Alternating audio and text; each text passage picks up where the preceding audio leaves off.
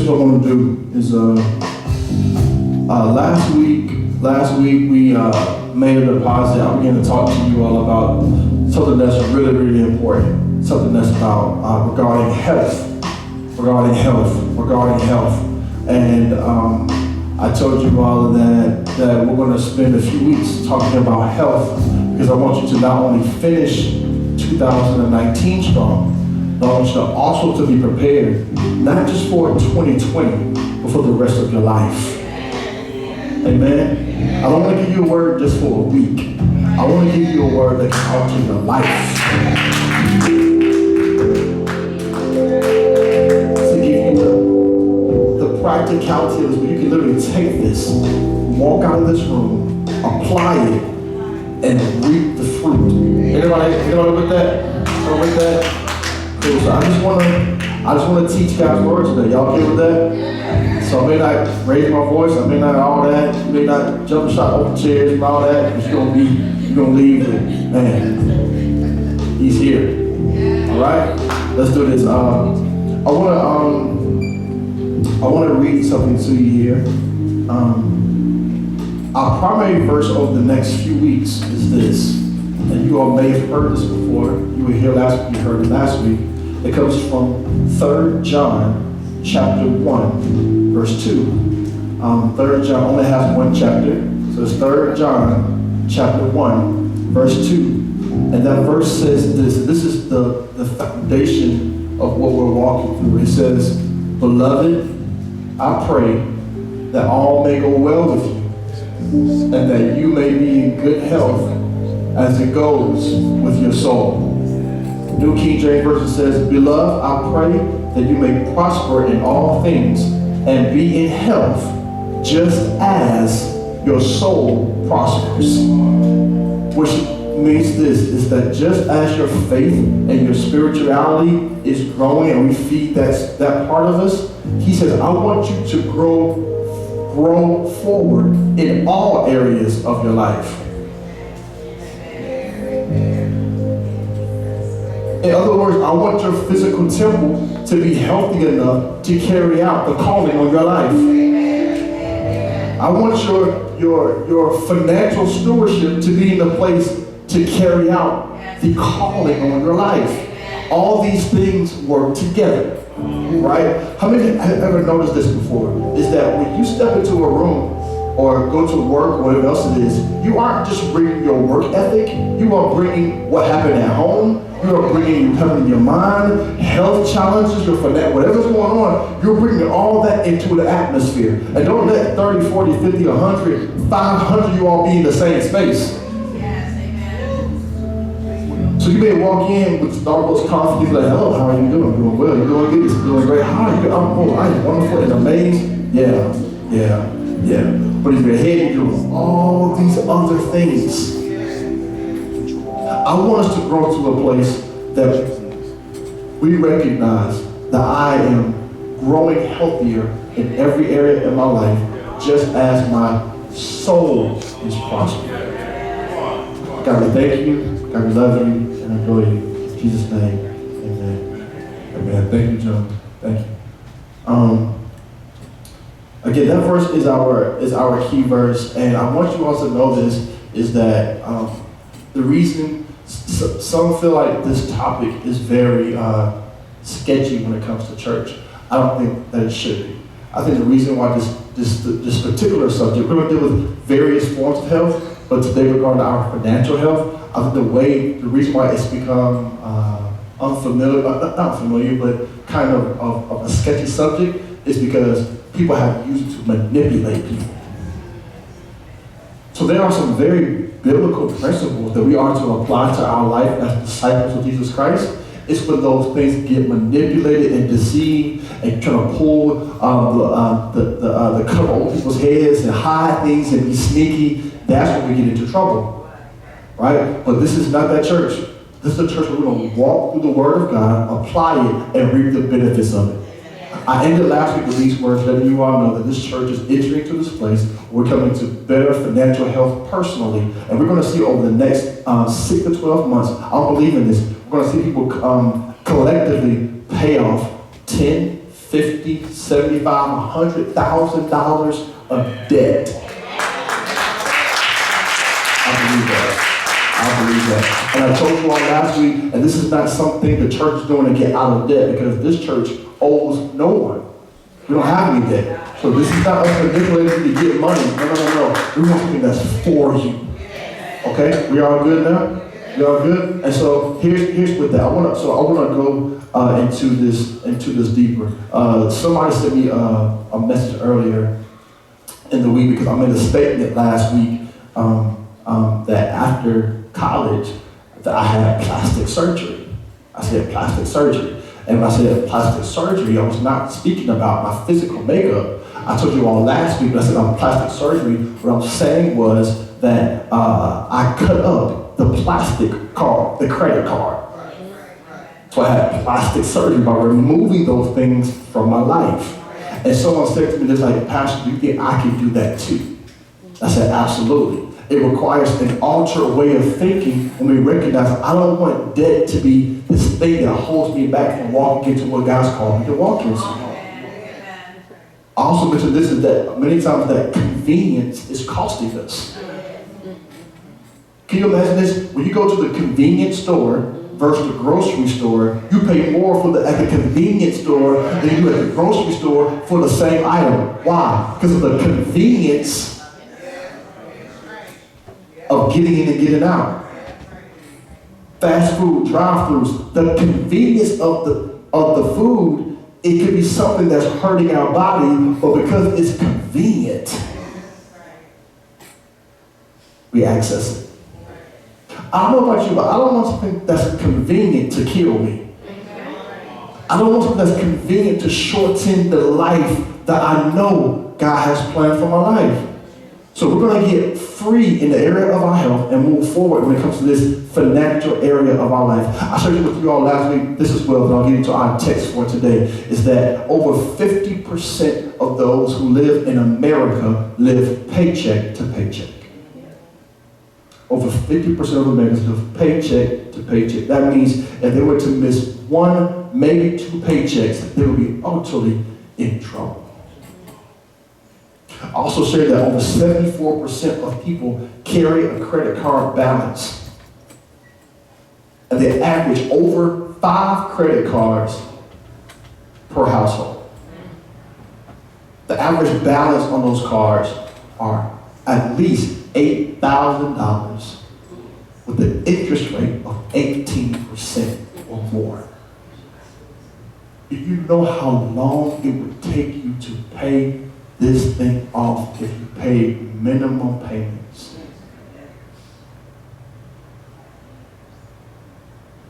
So the reality is you know you were called by God, you believe you have a purpose, you love God, these various things. You're like, man, if I was just free from this thing financially, I'll be able to serve, I'll be able to do this, I'll be able to go to my kids' activities more or whatever else is going on, but I have to keep working. I don't know about you, but I believe that God's called us to do more than to wake up, eat, go to work, come home, eat some more, do the homework, sleep, and do it all over again the next day.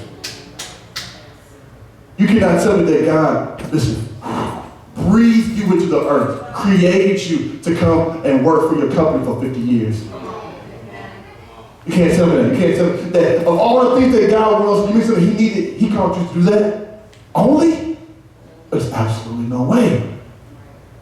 No one told me when I was in my late teens, early 20s, no one told me that I did not have to live with debt. They told me it's a part of what we do. Everybody does it. Everybody has a car payment. This is what you do. Everyone has a credit card. It's the American way. Oh, you don't make enough money? Don't worry. Got a thing called credit where you can charge it and live beyond your means. No one ever told me that. Or they did tell me that. It's like, hey, this is the easy way to get things done. And I wonder why I'm making these payments and this balance is never going down. If you're taking notes, please write this down. The 2 words, breathing room. Breathing room. Breathing room. Breathing room. What we are looking, say this way.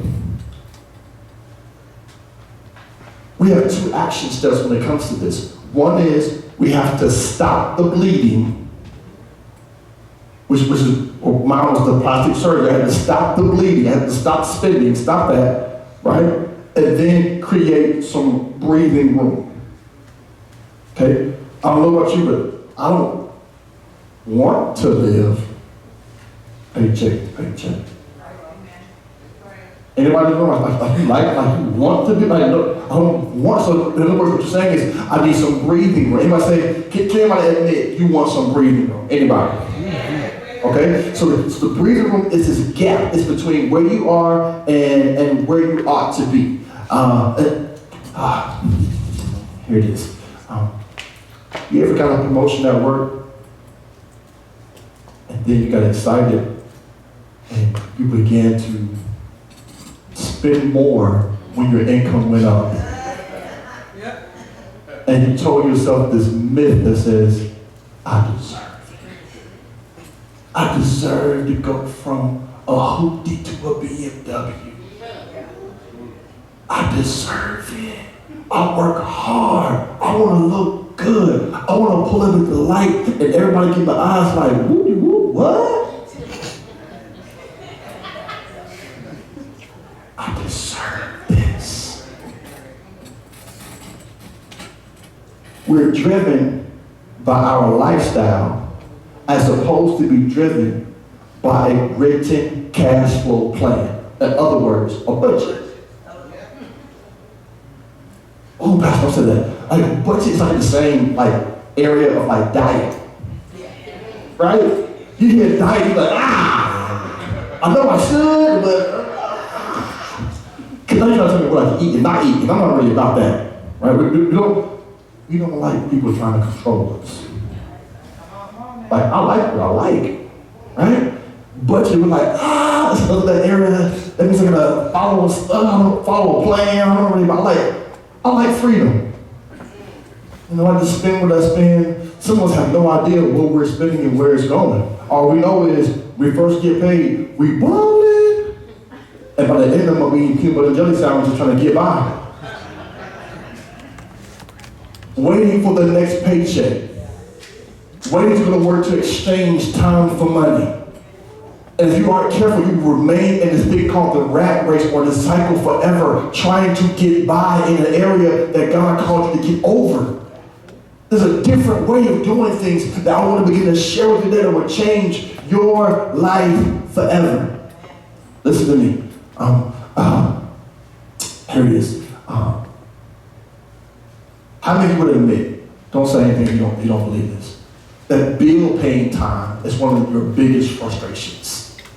You gotta pay those bills. It's frustrating. In fact, you're trying to not pay that much here, to pay them here. I get them $4 on that. Now next time I'll come. I put $20 over here and $50 on this. You gotta shift the money around to figure it out. You're like, I don't know who get what, but who. And at some point you're like, you know what? Just forget it, man. This is frustrating. Right? Here's this. Things won't change based off of what you make. A true difference isn't made until you make a change. I'll say it again. It won't change based off of what you make. A true difference isn't made until you make a change. We think if I make more money, I'll get out of this. No. Most people, when they make more money, they also make more debt and create higher expenses. Why? Because we haven't developed the mindset and the discipline and the stewardship to handle what we've been given. Do you realize if you make, as a household income, so between $40,000 to $50,000 a year, as a household, not just one of you, if you're married, your household income, $40,000 to $50,000 per year, if you made that, that's it, right? Over the course of your working life, most work 30, 40 hours, 30, 40 years, whatever it is, you will make well over $1 million. Can you imagine at the end of time, knowing over $1 million went through your hand, and you're wondering, where did it go?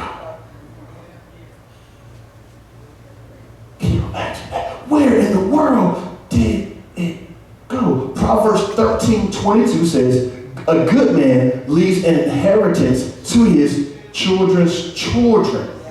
Hold on. A good man leaves an inheritance to its children's children.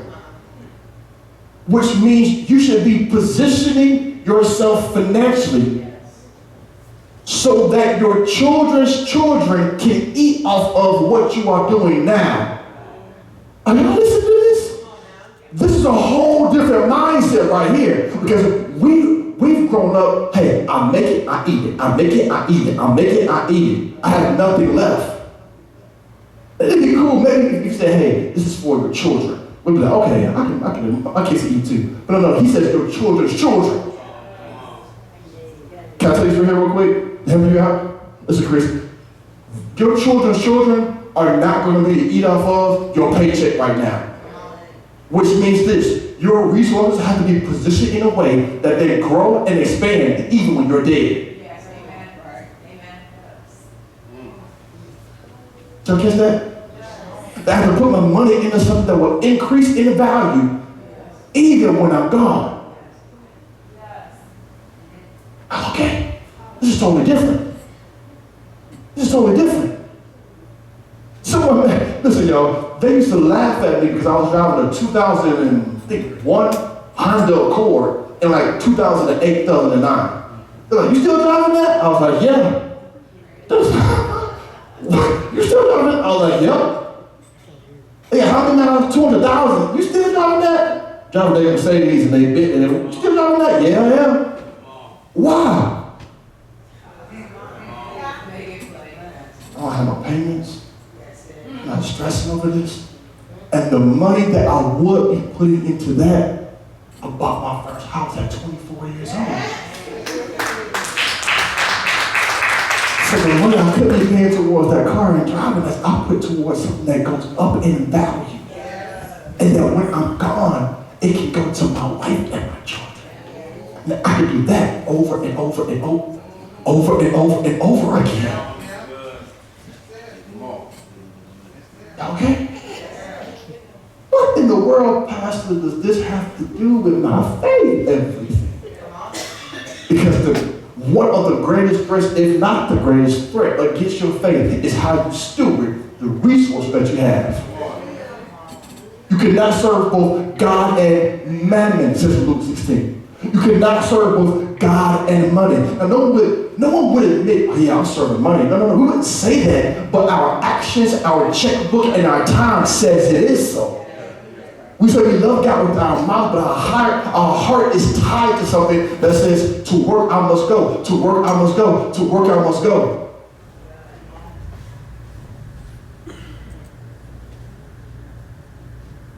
Okay?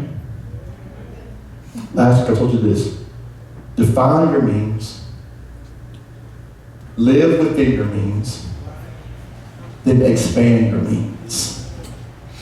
Define your means, which means you have to know where you are, what you have coming in. Define, these are my means. This is how much, I'm not going to spend more than I make. Very practically, did you know that you should not be spending more than 25% of your income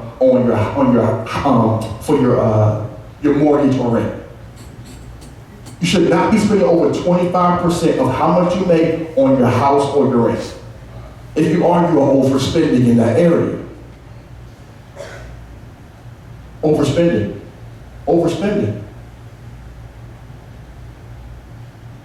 Because your residence could be costing you your freedom. I learned something. I heard someone say, Define your means. I gave you all that app last week in the website. I would ask you to raise your hand and say y'all, but I don't want to be embarrassed. I don't know who did or not. But the app is called everydollar.com. Everydollar.com. There's also an app. It's called Every Dollar. You can go to it. This is a very simple way to plug in your income and your expenses and begin to manage what you have. If you have a spouse or what have you, you all can use the same login information to be able to track your expenses. That way you get rid of this thing of like, hey, who used the debit card or who made an overdraft on our account? We don't know what's going on. This will help you eliminate that because you are literally putting how much you make and what you spend every month into this thing, and it's categorizing things for you. Is that good? Can you put Matthew 25, verse 14 on the screen? Matthew 25 and verse 14. Matthew 25 and verse 14. Do me a favor, I can't see who all's back there. Can you all make sure that nobody's in that lobby, nobody's in the green room? Man, I want you to get this information, make sure that everybody's inside this space. Because no one's going to leave this space and say, hey, I didn't know, I didn't hear it. No. We have to be disciplined in this area. Okay? Matthew 25 and verse 14. Thank you so much. It says, this is a parable that Jesus is telling about something called talents. Okay, not how we think about talent, but something that's like a weighted coin. Okay, for it will be like a man going on a journey who called his servants and entrusted to them his property. Next verse. To one he gave 5 talents, to another 2, to another 1. To each according to his ability, then he went away.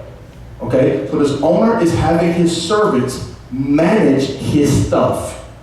And for one he gives 5, one he gives 2, one he gives 1. Okay? And he gives it to them according to their ability. In other words, according to their ability to handle what he's giving them.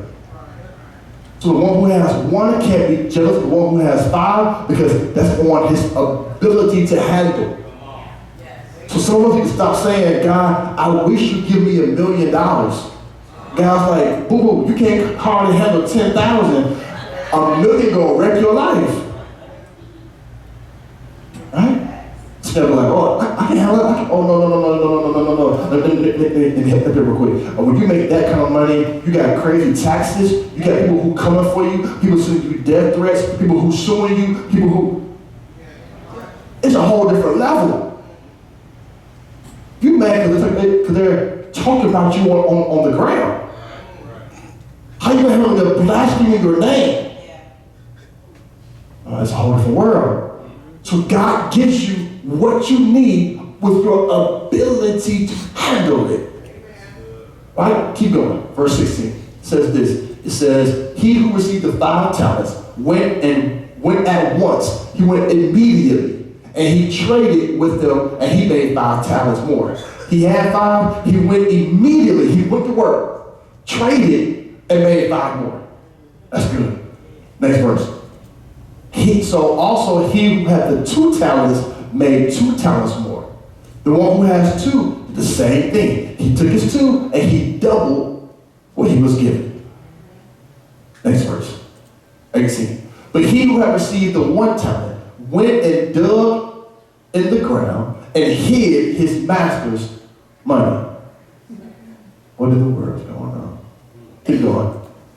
Now after a long time, now don't miss this verse right here. The master of those servants came and settled accounts with them. In other words, he said, I want you to give an account of what I've given you.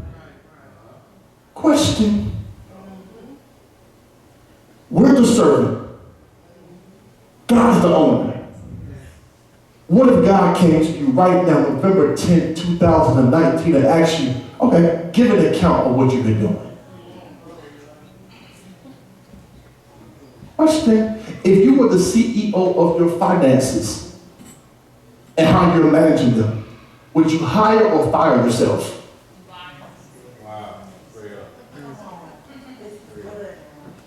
If you were the CEO of your finance, would you hire or fire yourself? Somebody be like, I'll fire. I'll be done. I will fire myself. And this is ridiculous. You can turn this thing around. He came and give an account of what you are doing with what I have given you. Amen. Next verse, verse 20.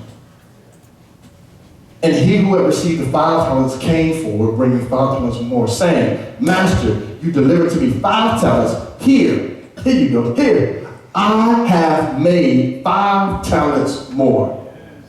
Keep going. His master to him, well done, good and faithful servant.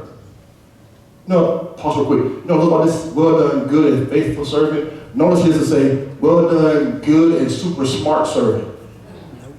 Or good and whatever. No, good and faithful. You were faithful over what I gave you. Because it is managing our stewarding better what we have. It doesn't take somebody to be super smart to do it. It takes discipline, consistency. It takes telling ourselves, no. Bad boy, bad girl, no. I got a bonus at work. I gotta buy a new couch. Your old couch works just fine. But now the new one, when I clean it, stop it. We're talking ourselves into these areas that we don't have to talk ourselves into. It's a trap of the enemy. You've been faithful over a little, I will set you over much. Enter into the joy of your master. Oh, that's good. That's good. That's good. Keep going. Keep going. Verse 22, he says, and he also who had the 2 talents came forward saying, Master, you delivered to me 2 talents. Here, I have made 2 talents more. Oh, this is going to get good. Next verse. His master said to him, well done, same thing. Good and faithful servant. You have been faithful over a little. I will set you over much. Enter into the joy of your master. Notice the master is not compared to one who had 5 to one who had 2. He does not compare the 2. He simply wants you to be faithful on the level you want. Well, they quiet this, Sherelle. They quiet. Here we go. Here it is. 24. Here's what is really good. He also, who had received the 1 talent, came forward saying, Master, I knew you to be a hard man, reaping where you did not sow and gathering where you scattered no seed. What are you talking about? Who told you he was like this? Who told this man? Where did he get this information from? Who told him this? If the master were God and we were the servant, that means the servant has an improper perspective of the master. When we have an improper perspective of who God is, we assume things about him that are not like his nature. Right? 25. So I was afraid, and I went and hid your talent in the ground. Here, you have what is yours. He hid the man's stuff. Comes and just gives the man's stuff back. The exact way he gave it. Let's see what the master says next. 26. But his master answered him, you wicked and slothful. That's a different word. In other words, lazy. Ooh. Not saying that you would. How can this guy call you lazy? That hurts, right? Like, ooh. Well, good Lord. You knew that I reap what I had not sown and gather what I scattered. No seed? What? Where'd you get this information from? Last verse, 27, look at this. Then you ought to have invested my money with the bankers, and at my coming, I should have received what was my own with interest. In other words, if you knew nothing else to do, you could at least go to the local bank and put it in a savings account and get a little interest. If nothing, that's easy. Go make a deposit. Don't bury it in the ground. In other words, God said, I want you to do something with what I have given you, and don't give it back to me in the way that I gave it to you. I'm giving you a seed. What are you producing from what I gave you?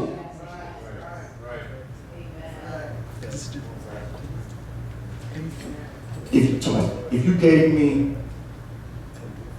we had Georgia, a peach seed, and said, hey man, if you were some peach seeds, hey, man, I want some pizzas. He came back like a year later, and I was like, hey man, go to Caesars. He'll be like,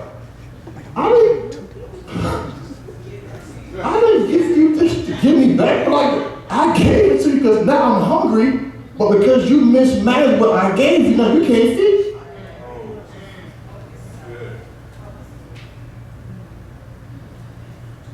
He said, God, I wanna make a community center. God, I wanna buy houses of other people. God, I wanna start this and do this and do this and do this. And God's like, okay, here's a seed. But how are you going to do all that stuff if you're consuming everything he gives you? So what could be a beautiful dream manifested becomes a nightmare. And we go 10, 20, 30, 40 years hoping, wishing we would have, could have, should have, because we're consuming what we should be producing.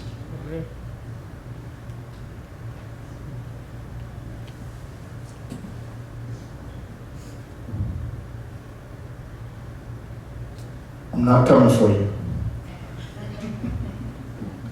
I want you to know this. You ready for this? You ready? You ready? The following can no longer be an excuse for you. You ready for this? The reason why I don't talk about or handle my finances is because it's too complicated. I don't understand it. And no one ever really taught me how to handle it. That can no longer be yours. There are too many free resources available to you. You Google and YouTube everything else. You're not going to sit up here and tell me you have keys at the same time to put yourself in a better position. I'm telling you, oh, that is no longer the case. Well, you know, if somebody would like have taught me how to do this, like when I was a kid, I would be, those tears. Those tears. You can do this one step at a time. Help me, Pastor. Don't worry, I got you. I told you last week, you don't drown by falling in the water, you drown by staying in the water. Amen. You don't drown by falling in the water, you drown by staying in the water.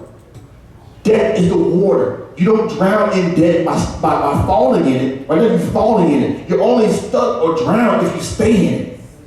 Today, I'm going to give you what you need to get yourself out of it.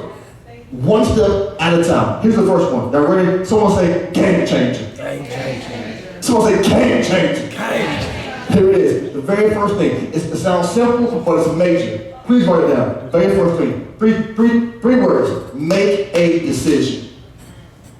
Make a decision. Make a decision. Make a decision. No, Pastor, don't give me that. Give me the practical, the stuff to do. I am. But first, it's not going to stick or work for the long term if your mind is not beginning to get transformed and changed. Amen. How we think about it has to look different. Real quick, I had a friend of mine, I had some friends of mine. We graduated from high school, I'll never forget it. And somebody gave me like $100 for graduation, something like that. And I was so thankful. I was like, man, I got $100 for graduating? Oh, I'm good. I had some friends of mine that were like, hey, man, where'd you get? And they were like, man, I got these keys.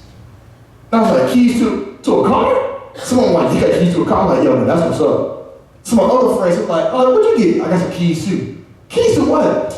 My parents gave me this house. I was like, dude, I got this $100. I can go spend this right now. You got it to a house? Who wants a house? And we used the word back in the day called Jonah. We was Jonah. Jonah. We was like, yo, we get it. We get into business. It was bad. My man was crying. He was like, oh man, I feel so bad. Then we got there from college. And I went to work. And I talked to him.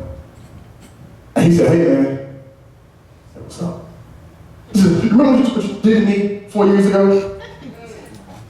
I said, who, me?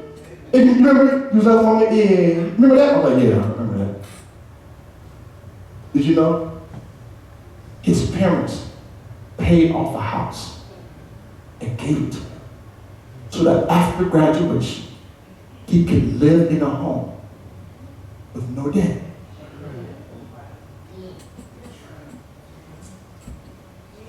Whole different way of thinking. I don't want to hand my seed and my legacy debt. I don't want to hand them bills and expenses. So I have to make some sacrifices now so that my children have a leg up. We got to start doing this where we build something and tear it down and build something and tear it down. But there are other people who are giving their generations a leg up and a leg up and a leg up and a leg up and a leg up. It's a game changer. Make a decision. Make a decision and attach a really big, I call it why, W-H-Y, to that decision. Last week, I brought my family up here on stage. I showed you this is a part of my why. There are certain things that I'm not going to buy right now because my why needs something from me. Amen. You need a why that will make you go and do it when you don't feel like going to do it. Amen. Many times it has to be bigger than yourself. Okay? Make a decision. Here's the second one. Identify where you are today. Know what you owe. Know your monthly income and expenses. And set a get out of debt goal. So, all right, I'm trying to figure out how you're going to remember this. Come on, y'all. Come on, you're going to get this. Come on. Identify where you are today. Know what you owe, your monthly income, your expenses, and your get out of debt goal. I'm going to get out of debt within 2, 3, whatever it is. You set it and you go for it. And you use that app I gave you, the Every Dollar app. It's free, y'all. It's free. Go and download it and begin starting this today. Here's the challenge that I'm attaching to this. You ready for this? This is your homework. Yeah, I'm grown. I know. I'm going to give you a big. Listen. For the next 30 days, track every single penny that comes through your hands. Every single. How would do that? I told you earlier. Every dollar you can track. I just told you like that. I want you to track not every dollar. Why do you say that, Pastor? Here's why. Ready for this, David? Ready for this? Because everything that comes through your hands is now your employee. If it comes through your hands, it's your employee. And I want you to put your money to work. I want you to put your money to work. I want my money to work for me while I'm sleeping. It's called that horizontal money. My man said, "Oh, I like that." My man heard that good right there, man. It's called that horizontal money. You go to sleep, you wake up, and you was wealthier than you were. It's a game changer. It's a game changer, right? You ready for this? Track every dollar, every penny for the next 30 days. That's one of that. In order to stop the bleeding, you have to know where the bleeding is coming from. I'm sorry, but fast food, driving this, riding this, whatever, could be causing you the bleeding. You don't know it because we're comfortable with it.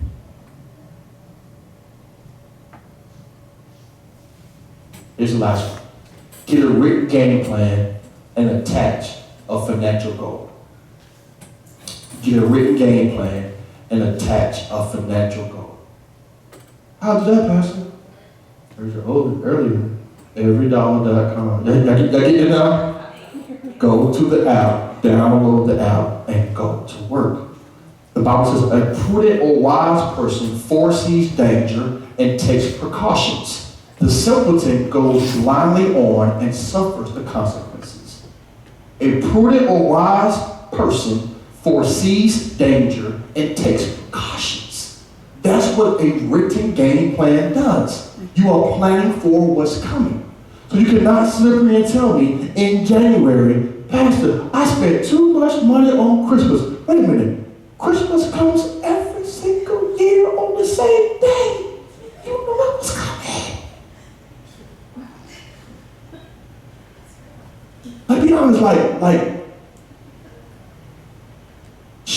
surprise you. Oh, it's Christmas. No.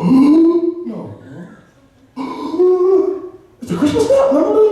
You know. Wait a minute. Black Friday deals. What is a Black Friday deal? Oh, you know exactly what it is.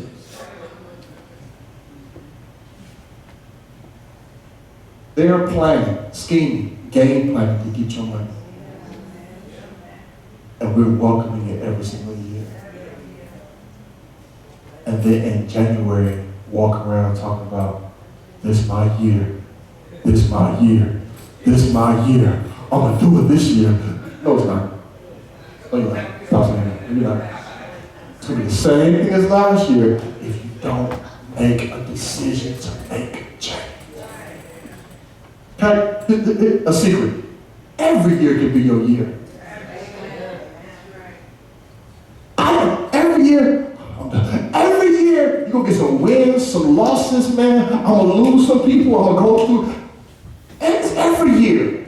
It's going to happen. Every year can be your year. When you decide, this is my year, and I have the habits, and the discipline, and the passion, and the pursuit, and the love of God to fulfill it. Every year can be your year.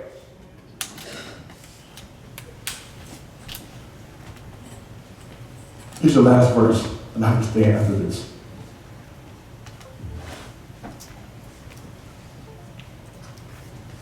Okay?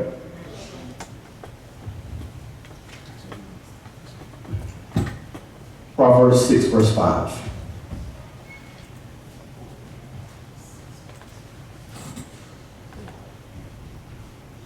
Actually, I'm going to ask. I don't want to be rude. Can I have 2 minutes? Can I have 2 minutes? I want to read this to you.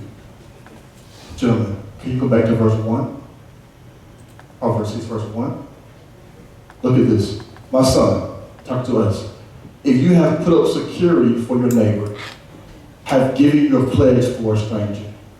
What is he saying? Have you ever co-signed somebody else? Uh-oh, here it is. Wait a minute, this is the Bible? Wait a minute, you mean to tell me co-sign didn't begin in 2019? Right. Have given your pledge for a stranger. You have pledged something to somebody who you didn't even know. How? You signed your name to the contract. People, y'all, let's think it now. If you have done this, keep going, verse 2. Verse 2. If you are snared in the words of your mouth, caught in the words of your... Because when you say your name to it, you're caught in a snare, in a trap. And the debt collector's like, I got you.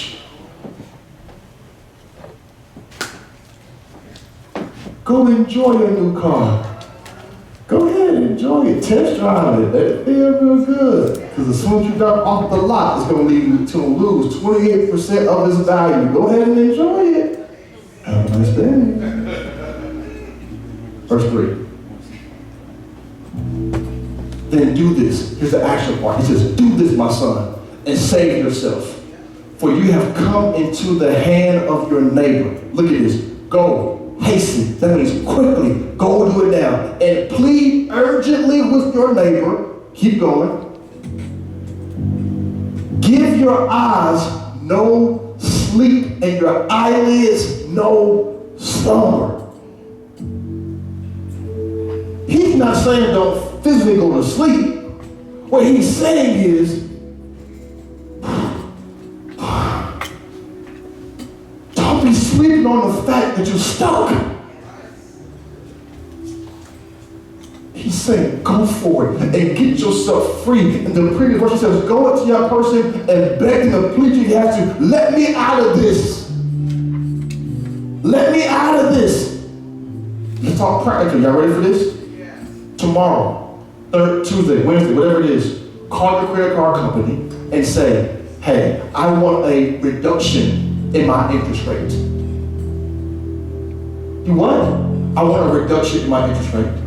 Right now I'm paying 22%. I want a less of an interest rate. Especially if you've been current with your payments. Try it. Watch what happens. The reason why it hasn't been reduced is because you haven't asked.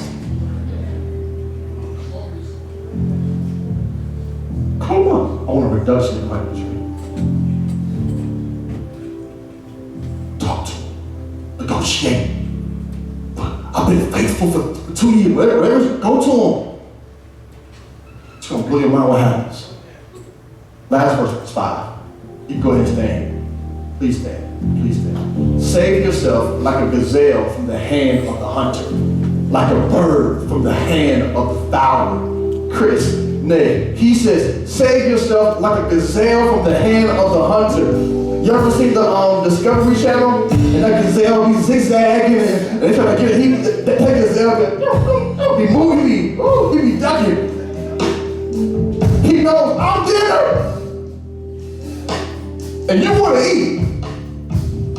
But you're not going to eat me. I'm going to run until I can't run up. I'm going to kick. I'm going to scream. I'm going to zig. In other words, that has to be the level of intensity that you attack your debt with.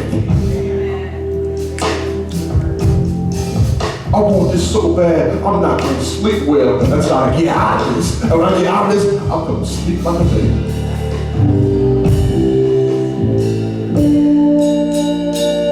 And then I'll use cash to buy my next car. And I can use cash to, come on y'all, come on y'all, come on. Y'all okay? Y'all okay? Is that helpful? How many of you say this? Amen. If you're not, you can say I'm not, but how many say amen? I gotta get out of this. Gotta get out of this. Amen. I believe that we're going to hear incredible stories about God's faithfulness. Here's the last thing. I want to encourage you to do this. As you're saying that you're in and you're having stories that are happening in your life, I would love to hear about them. You can send an email to our church, share@liferevolutionc.com. share@liferevolutionc.com. And let us know that I'm in, and as you're paying off debt and all those various things, and email us and let us know that you're doing this so we can celebrate with you on your journey. Have a debt-free party. Y'all down? That's good. That's good. That's good. Here's the last thing. If you're in this room right now, and you do not know Jesus Christ as your personal Savior, you never said yes to Christ. You never said yes to Him. You never put your full commitment into Jesus Christ. Today can be the day your life changes forever.